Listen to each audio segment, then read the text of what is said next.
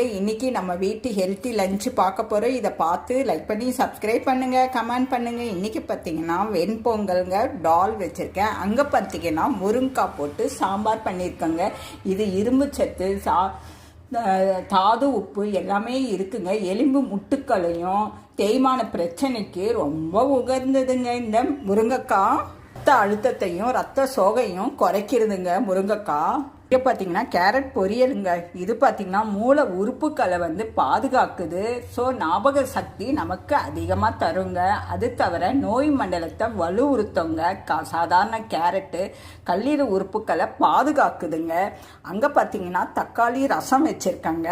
மூளையும் இதயத்தையும் பாதுகாக்குது. அங்கே செம்பருத்திங்க, படப்படப்பு இருக்கிறவங்களுக்கு இருதயத்தையும் பாதுகாக்குது செம்பருத்திங்க. அங்கே பார்த்தீங்கன்னா கொய்யா இலைங்க, அது சுகருக்கு ரொம்ப நல்லதுங்க. இப்போல்லாம் ப்ரெஷரு சுகரு இருக்கிறவங்களுக்கு இந்த மாதிரி ஹெல்த்தி ஃபுட்டை